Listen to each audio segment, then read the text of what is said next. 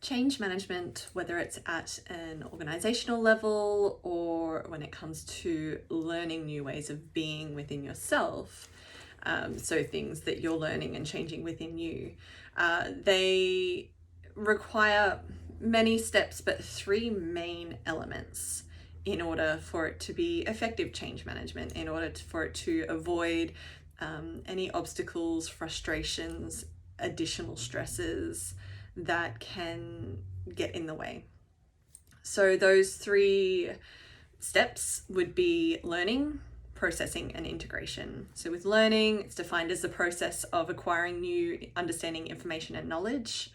And with learning, it comes down to how it's communicated. So at an organizational level, when you're trying to implement change, the learning part is when you're sharing the information. So you need to look at how you communicate that, how it is communicated, whether there's an opportunity for questions to be asked or received or answered. And same as on the personal level, when you're trying to learn something new or you have just been struck with learning something new, there needs to be space for the information to be heard and to be received, rather than kind of it being thrown at you without you being in the space for it or giving yourself the space for it.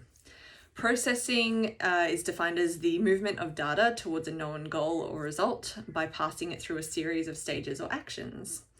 And when you look at processing, the data would be the processing of what's going on in our brains once we receive the information, once we have that initial learning.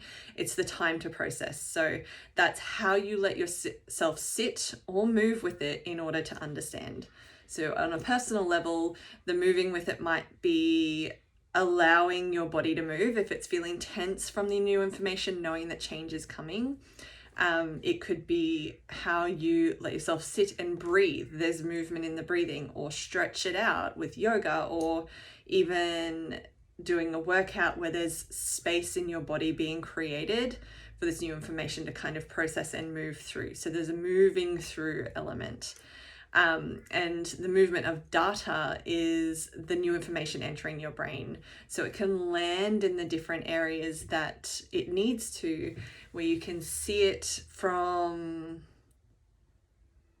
different aspects and different perspectives, where you can kind of try on the different scenarios that you can perceive might happen as a result, good or bad or otherwise. So there is a processing element needed. And then there's integration, and that is combining one thing with another to form a whole.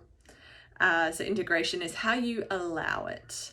On a personal level, it would be congruence. So it would be the integration of the information in your mind now, that new way forward, with how you can let it land in you and step into it wholly, rather than just your mind, where your heart and your gut intelligence is sort of staying behind because it hasn't been integrated. There's not that congruence there.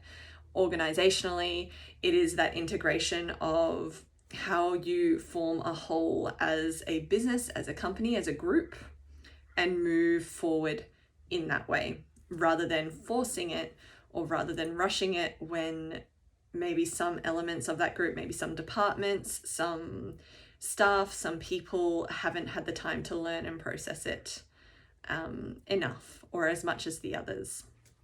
And these things are really important to remember because they often happen quite naturally, but sometimes we'll forget things. So on a personal level, sometimes we'll find we get stuck in the circles of processing. If you are already in the habit of allowing yourself to process things and take the time and move through and let it kind of land, we can get stuck in the cycle of just processing. So that's where we get busy in our heads, and when we get into that state where we're trying to figure out these answers to something, but we're still stuck in that processing stage and we haven't gotten to the integration stage. So where we haven't gotten to that stillness where we can reconnect it within to let it actually integrate. We're stuck in the head in the processing. And on a business level, often it'll skip the processing and it will go straight to trying to force the integration. So the processing is the important part of allowing everyone to come together as a group, as a whole, organizationally, and let them see the different perspectives, let them voice their different perspectives, letting them play around with the different scenarios and giving them the information that they need. So beyond the learning, but giving them the different information as questions come up. And sometimes some companies can try to force the integration instead, which kind of leans into a little bit more of a dictatorial kind of approach, which doesn't actually help the culture at all. It doesn't help everyone come on board and process enough so that they can be ready for the integration, which means that in that particular change management piece, it can be complicated, it can be challenging, it can mean that there then becomes an issue with how you then move forward as a united front and the success of that change that's been implemented. And often you'll see that with restructures, there's a bit of discord because there's fear there in restructures of who's going to be made redundant, because usually that's involved in restructures. But when change happens, it is totally possible for it to happen with a united front, but it's really, really important to not force that integration straight away without giving space to the people involved, the people that then have to deal with the change, to voice their concerns or have their concerns heard and addressed and responded to as part of their processing element.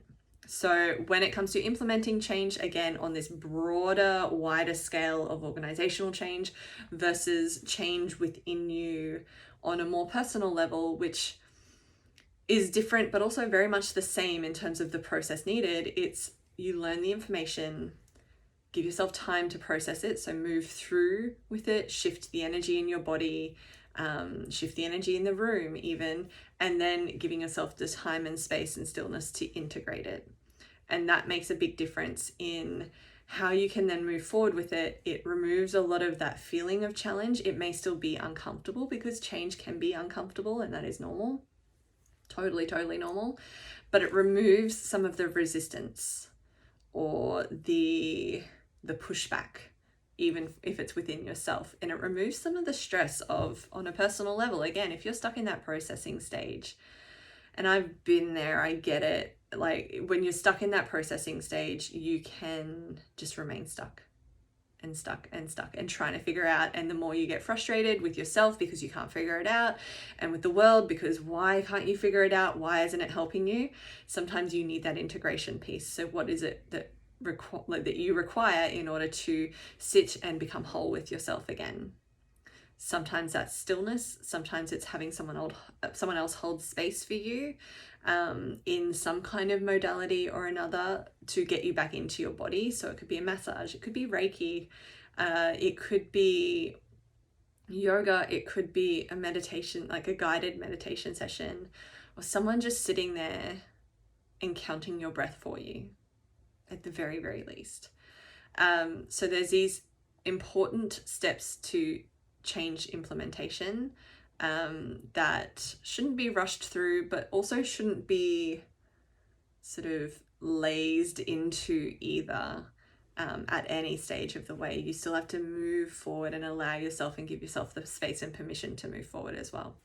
So hopefully that helps in terms of summarizing what things to look for and maybe identifying where you're at or where your group that you're dealing with this change management issue with is at. Maybe you can identify that a little bit more easily, so then you know what would be helpful for you to do next.